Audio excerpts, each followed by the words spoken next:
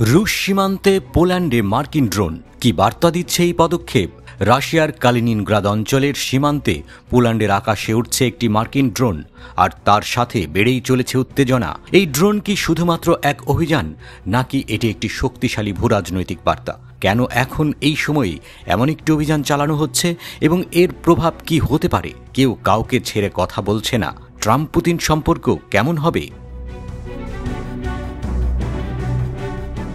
পোল্যান্ডের আকাশে উঠতে দেখা গেছে মার্কিন ড্রোন RQB, যা নেটো মিশনের অংশ হিসেবে উড্ডয়ন করেছে। ইতালির সিগোনেলা বিমান ঘাঁটি থেকে উড্ডয়ন করে এই ড্রোনটি পোল্যান্ড ও লিথুয়ানিয়ার আকাশ দিয়ে উঠতে থাকে। বিশেষ করে সুওয়ার্লিক করিডোরের চারপাশ দিয়ে এটি প্রায় 17 ঘন্টা ধরে আকাশে উঠছিল। এরপর ড্রোনটি আবার মার্কিন ঘাঁটিতে ফিরে যায়। এই ঘটনাটি শুধু একটি সামরিক অভিযান নয়, বরং এটি পোল্যান্ড, লিথুয়ানিয়া এবং রাশিয়ার সঙ্গে যুক্ত একটি অত্যন্ত গুরুত্বপূর্ণ ভূরাজনৈতিক পরিস্থিতির সূচনা করতে পারে।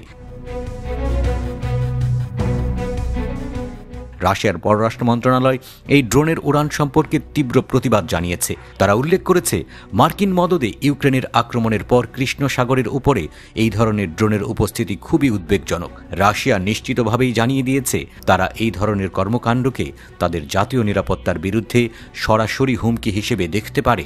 তবে রাশিয়ার শক্তি ও প্রতিরক্ষা সক্ষমতা উল্লেখযোগ্যভাবে বেড়েছে। বিশেষত গত কয়েক বছরে রাশিয়ার আকাশ প্রতিরক্ষা ব্যবস্থা এবং নতুন নতুন ড্রোন প্রযুক্তি বিশ্বজুড়ে আতঙ্ক সৃষ্টি করেছে। এই ড্রোনের উড্ডয়ন যদি কোনো ভুল বোঝাবুঝি বা সংঘর্ষের দিকে যায়, তবে তা বিশ্বযুদ্ধের সম্ভাবনা বাড়িয়ে দিতে পারে। রাশিয়া ক্রিমিয়া এবং অন্যান্য ভূখণ্ডে কৌশলগতভাবে গুরুত্বপূর্ণ অবস্থান নিয়েছে, তাদের সামরিক শক্তি আরও মজবুত করেছে। ড্রোন অভিযানটি নেটো মিশনের অংশ হিসেবেই চালানো হয়েছিল। এই ধরনের অভিযানে মার্কিন যুক্তরাষ্ট্র মূলত নিজেদের আধিপত্য এবং নিরাপত্তা নিশ্চিত করতে চায়। ইউক্রেনের সংঘাতের ফলে রাশিয়া এবং পশ্চিমা দেশগুলোর মধ্যে উত্তেজনা দিন দিন বৃদ্ধি পাচ্ছে। মার্কিন যুক্তরাষ্ট্র এবং নেটো সদস্য দেশগুলো রাশিয়ার দিকে কঠোর বার্তা পাঠানোর চেষ্টা করছে। বিশ্বের ক্ষমতাধর দেশগুলো তাদের সামরিক শক্তির প্রদর্শন করছে। এই তালিকায়ও উপরের দিকে যুক্তরাষ্ট্র ও রাশিয়া।